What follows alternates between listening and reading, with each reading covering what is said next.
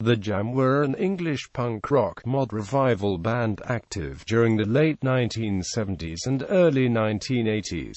They were formed in Woking, Surrey. While they shared the angry young men outlook and fast tempos of the punk rock contemporaries, the Jam wore smartly tailored suits rather than ripped clothes, and they incorporated a number of mainstream 1960s rock and R&amp influences rather than rejecting them, placing the Jam at the forefront of the mod revival movement. They had 18 consecutive top 40 singles in the United Kingdom, for their debut in 1977 to the breakup in December 1982, including 4 number-1 hits.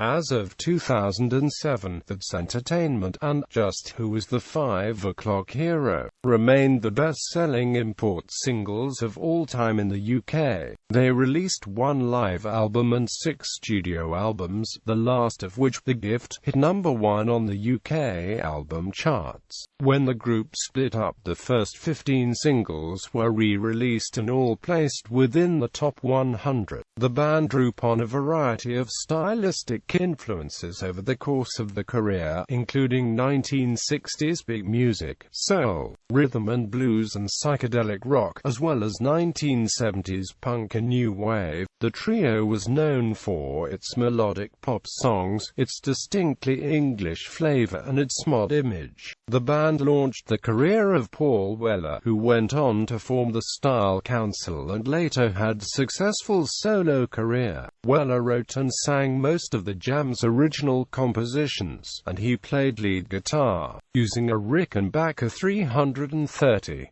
Bruce Foxton provided backing vocals and prominent bass lines which were the foundation of many of the band's songs, including the hits Down in the Tube Station at Midnight, The Eton Rifles, Going Underground, and Town Called Malice, mainly using a Rickenbacker 4001 and a Fender Precision bass and rarely an Epiphone Rivoli. History. Formation. The Jam formed in Woking, Surrey, England, in 1972. The lineup was fluid at this stage, consisting of Paul Weller on guitar and lead vocals together with various friends at Shearwater Secondary School. They played the first gigs at Michael's, a local club. The lineup began to solidify in the mid-1970s with Weller, guitarist Steve Brooks and drummer Rick Buckler. In their early years, the sets consisted of covers of early American rock and roll songs by the likes of Chuck Berry and Little Richard. They continued in this vein until Weller discovered The Who's first album My Generation and became fascinated with mod music and lifestyle. As he said later, I saw that through becoming a mod it would give me a bass and an angle to write from, and this we eventually did. We went out and bought suits and started playing Motown, Stax and Atlantic covers. I bought a Rickenbacker guitar, a Lambretta GP 150, and tried to style my hair like Steve Marriott circa '66. Eventually Brooks left the band, and was not replaced. Up to this point Weller had been playing bass and Foxton had been the band's second guitar player. He persuaded Foxton to take over bass duties and developed a combined lead, rhythm guitar style influenced by The Who's Pete Townshend as well as Dr. Feelgood guitarist Wilco Johnson. The lineup of Weller, Foxton, and Buckler would persist until the end of the Jam's career. Throughout, the band were managed by Weller's father, John Weller, who then managed Paul's career until John died in 2009. In the following 2 years, the Jam gained a small following around London from playing minor gigs, becoming one of the new lights on the nascent punk scene. In many ways, however, they stood out from the punk peers. Though they shared an angry young men outlook, short hair, crushing volume and lightning fast tempos, the Jam wore neatly tailored suits where others wore ripped clothes, played professionally where others were defiantly amateurish, and displayed clear 1960s rock influences where others were disdainful of such music. Indeed, the band were tagged by some journalists as revivalists.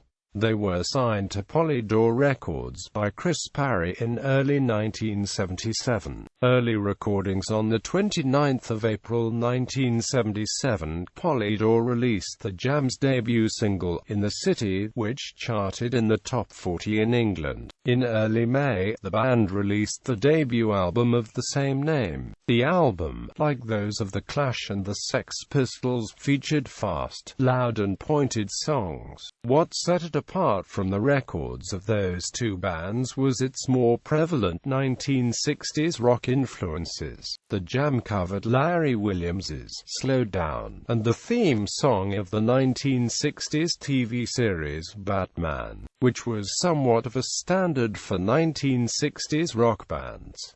Their originals revealed the influence of Motown Records, the Beatles and The Who. The Jam had political lyrics, condemning police brutality and expansionist development. However, one of the most openly political songs, Time for Truth, bemoaned the decline of the British Empire and expressed disparaging sentiments about Uncle Jimmy in no uncertain terms. These pro-empire sentiments and ostentatious displays of the Union flag began to earn the group the tag of conservative. Misunderstandings in the music press about the Jam's political or social stance are usually attributed to Weller's lyrical perspective. Even as he pointed out what he saw as wrong and demanded change, Weller's lyrics reflected a deep affection for an idealized vision of England, much in the style of the Kinks' Ray Davies. This contrasted with the Sex Pistols' calls for destruction, or the Clash's calls for revolutionary change. After the non-LP single, All Around the World, nearly reached the UK top 10, the Jam, having achieved a notable following in such a short time, were pressed to produce more material quickly. The second album, This Is the Modern World, was released later in 1977. Bruce Foxton, generally considered a lesser songwriter than Weller, contributed 2 songs to the LP, both of which attracted criticism. His composing output gradually decreased, leaving Weller firmly established as the band's chief songwriter, despite displaying more stylistic variety than before, including some ventures into introspective pop. This Is the Modern World was not widely praised. However, when John Peel first heard the album, he played it in its entirety on one show, one song after the other. All Mod Cons. In March 1978, the Jam released News of the World, a non-album single that was both written and sung by Foxton. It charted at No. 27 in the UK, and was the band's second biggest hit to date. This was the only Foxton solo composition to be released as a Jam A-side. When the band went back into the studio to record a third album of primarily Foxton contributions, the songs were dismissed by producers as poor, and they held off recording an album in hopes that Weller would once again find inspiration. News of the World is now used in the opening theme of the BBC television show Mock the Week. Returning to his hometown of Woking, Weller spent much of his time listening to albums by the Kinks and coming up with new songs. The Jam released the next single, the double A-side, David Watts' A-Bomb in Wardour Street. David Watts was a cover of the bouncy Kinks classic. Weller and Foxton traded lead vocals throughout the song. A-Bomb in Wardour Street was a Weller original. One of the hardest and most intense songs, Weller cursed the violent thugs that plagued the punk rock scene over a taut 2-chord figure. It became the most successful 7 inches since All Around the World. It was not until the next single, Down in the Tube Station at Midnight, that the Jam really regained the former critical acclaim. The song was a dramatic account of being mugged by thugs who smelled of pubs and wormwood scrubs and too many right-wing meetings. Around this time, the Jam slimmed the team of 2 producers to 1, Vic Coppersmith Heaven, who helped develop the group's sound with harmonized guitars and acoustic textures. In 1978, the Jam released the third LP, All Mod Cons, which included 3 previously released released tracks among the 12 in total. David Watts' A Bomb in Wardour Street, and Down in the Tube Station at Midnight, Going Underground, following two successful and critically acclaimed non-LP singles, Strange Town and When You're Young. The band released The Eton Rifles in advance of the new album. It became the first top 10, rising to No. 3 on the UK charts. November 1979 saw the release of the Setting Sun's album, another UK hit, and the first chart entry in the US, albeit at 137 on the Billboard 200.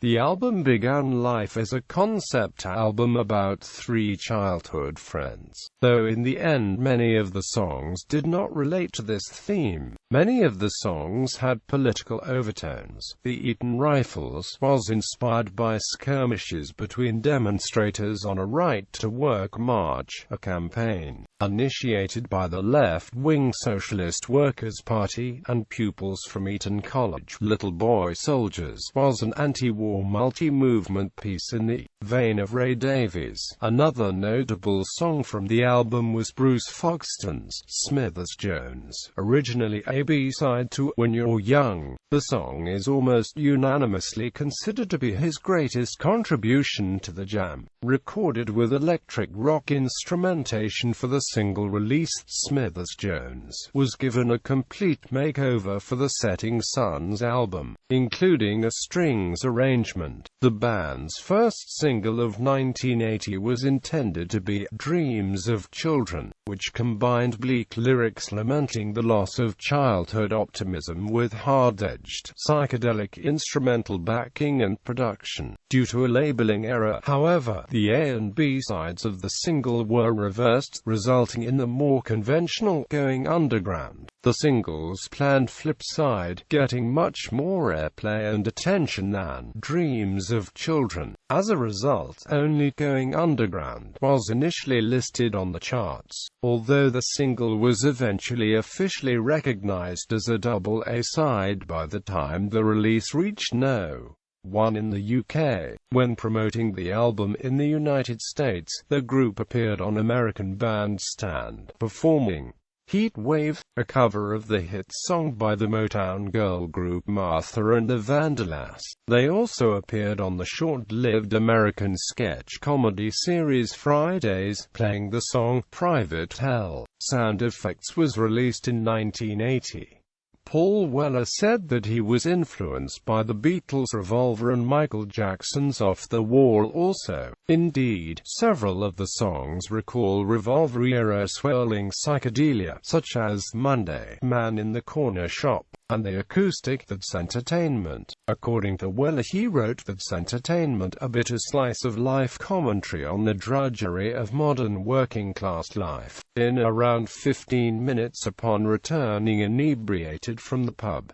Despite being only available as an import single, it peaked at No. 21 on the UK charts, an unprecedented feat. It is now arguably the Jam's most celebrated song. Despite the group's lack of commercial success in America, it even made American magazine Rolling Stone's list of the 500 greatest songs of all time. Start, released before the album, became another No. 1 single. It had a very similar bass line, rhythm guitar and guitar solo to the Beatles' Revolver Cut Taxman, but arranged as an otherwise completely different song. Some contemporary American R&amp influence, including Michael Jackson, show up in Butler's driving beats that power the album, and most obviously in Foxton's funk-influenced bass line in Pretty Green. The album also reveals influences of post-punk groups such as Wire, XTC, Joy Division, and Gang of Four.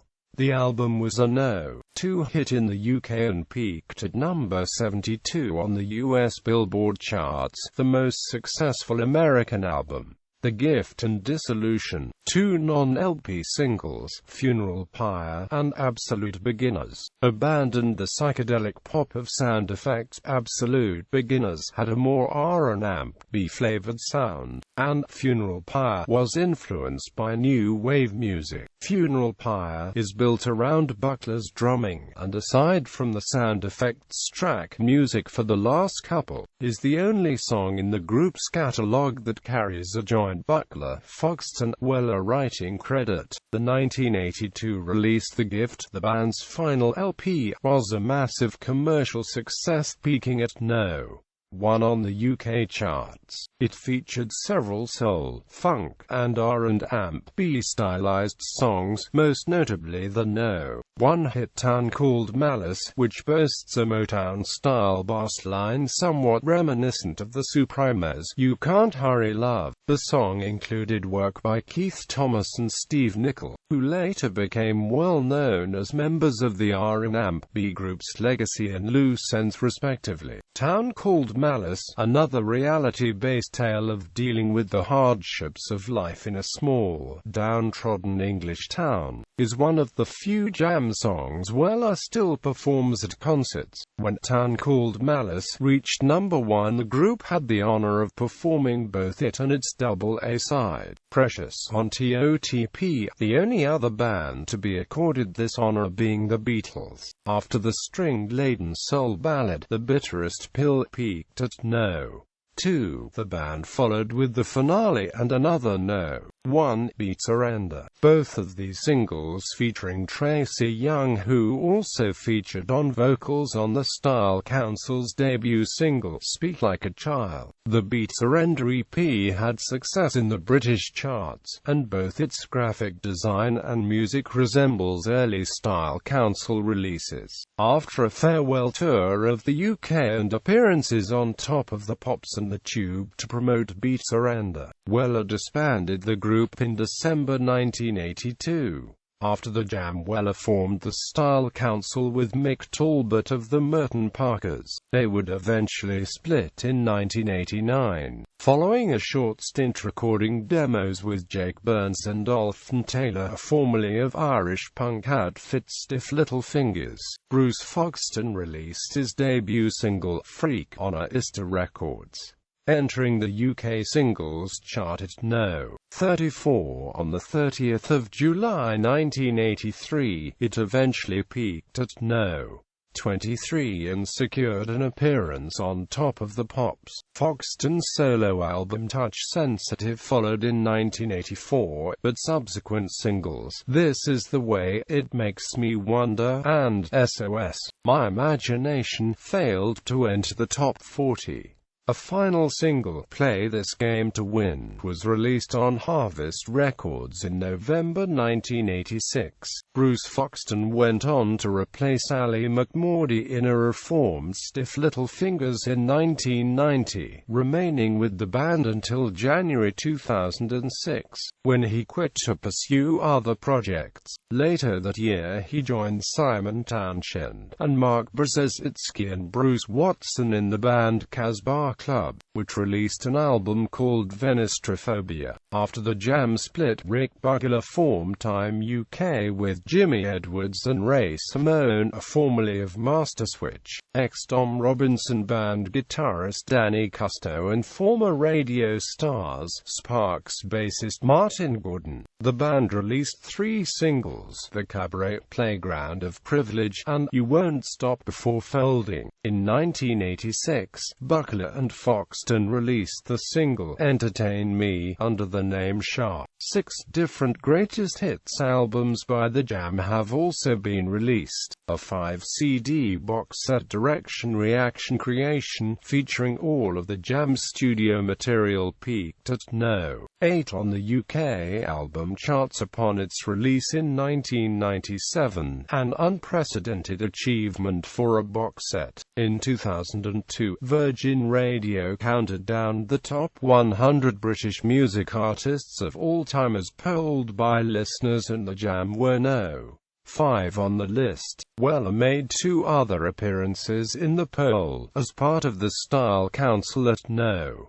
93 and is a solo artist at No. 21. In 2006, Rick Butler, who had not been playing for several years after Sharp quit, formed a band named The Gift, playing material from the Jam with musicians Russell Hastings and David Moore. Russell Hastings, who spent many years as a local musician including a couple of years in a Jam tribute band, took on guitar and lead vocal duties. In 2006, Bruce Foxton performed on stage with The Gift at their concerts in Chichester, Brighton and Birmingham, which rekindled rumours of a full or a partial reunion of the Jam in 2007 for the 30th anniversary of the band's signing. After the Jam split, Weller and Foxton reportedly did not speak to one another for 20 years. However, in June 2006, it was reported that Weller and Foxton met backstage at the Who's Hyde Park concert, and a 10-minute conversation ended with an embrace. Foxton claimed that the two became friends again in 2009, and this led to them collaborating for 2 tracks on Weller's solo album Wake Up the Nation, in early 2010. In May 2010, Weller and Foxton appeared together on stage for the first time in 28 years at the Albert Hall in London.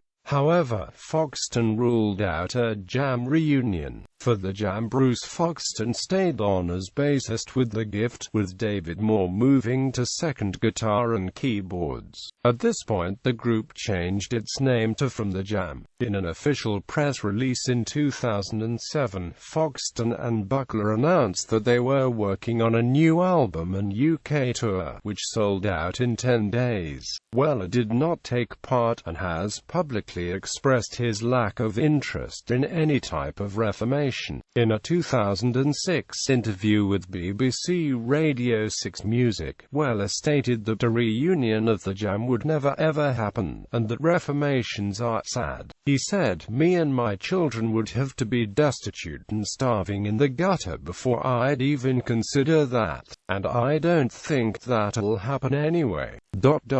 The Jam's music still means something to people, and a lot of it's because we stopped at the right time. It didn't go on and become embarrassing. For the Jam toured the UK in late 2007, finishing with a concert at Brighton Centre on the 21st of December 2007 to mark the 25th anniversary of the Jam's final show. In February 2008, they toured the United States and Canada, selling out in Los Angeles, San Francisco, Vancouver, Toronto, Chicago and New York. In March 2008, they toured Australia and New Zealand, a first for Foxton and Butler. A complete concert was released on DVD through London-based indie label Invisible Hands Music in November 2008. David Moore left the band in early 2009, releasing an album with Matt Douglas in April the following year on Invisible Hands Music, under the name The Squire Circle. Rick Butler announced his departure from the band in late 2009. In 2012, a new album, Back in the Room, was released under Bruce Foxton's name to generally favorable reviews. The band featured Bruce Foxton and Russell Hastings, with Mark Brzezinski of Big Country on drums. Released on Basstone Records, the album was recorded at Paul Weller's Black Barn Studios, with Weller himself appearing on several tracks, including the lead single, Number 6. Other special guests on the album include Steve Cropper and Steve Norman. A second single from the album, Don't Waste My Time, was released on the 28th of April 2013. The following album, Smash the Clock, once again recorded at Paul Weller's Black Barn Studios, featuring Wilco Johnson and other guests, is due for release in summer/autumn 2015. In 2016, the album Smash the Clock received universal acclaim and rave reviews from critics, achieving top 40 success and favorable comparisons to Weller's post-Jam work. Exhibition. On the 13th of April 2015, it was announced that an exhibition entitled The Jam, about the young idea, would run from the 26th of June the 31st of August 2015 at Somerset House in London. For the very first time, all three members of the band, the Weller family and music archivist Dan Davis, have opened up their archives, especially for the show. The exhibition proved to be very popular and was extended until the 27th of September 2015. The exhibition was curated by Tori Turk, Nikki Weller and Russell Reader. Personnel. The Jam classic lineup: Paul Weller, vocals, lead guitar, bass guitar, keyboards, backing vocals; Rick Buckler, drums, percussion; Bruce Foxton, vocals, bass guitar, rhythm guitar, backing vocals. Other members: Steve Brooks, lead guitar; Dave Waller, rhythm guitar. Additional personnel: Tracy Young, backing vocals; Jenny Matthias duetted on vocals on The Bitterest Pill; Peter Wilson, piano, drums, keyboards, Hammond organ; Steve Nickel, trumpet, Hammond organ; Luke Tunney, trumpet; Martin Drover, trumpet; Keith Thomas, saxophone, soprano sax; Aphrodisiac, background vocals; Russell Henderson, steel drums; The Gift, Rick Buckler, drums, percussion; Russell Hastings, vocals, guitar; David Moore, bass guitar. Additional personnel: Bruce Foxton, vocals, bass guitar. For the Jam, current members: Bruce Foxton, vocals, bass guitar; Russell Hastings, vocals, guitar; Steve Barnard, drums, percussion; former members: Rick Buckler, drums, percussion; David Moore, keyboards, guitar; Mark Brzezinski, drums, percussion. Additional personnel: Paul Weller, featured on Back in the Room; Steve Norman, featured on Back in the Room; Steve Cropper, featured on Back in the Room; Wilco Johnson, featured on Smash the Clock; Simon Townshend, guitar, features in occasional live shows; Tom Van Heel, keyboards, guitar, session musician who features in live shows. Timeline discography. The Jam in the City. This is the Modern World. All Modcons. Setting Suns. Sound Effects. The Gift. For the Jam, Back in the Room. Smash the Clock. Recorded by From the Jam personnel including Hastings, Foxton and Weller, but released under artist name Bruce Foxton.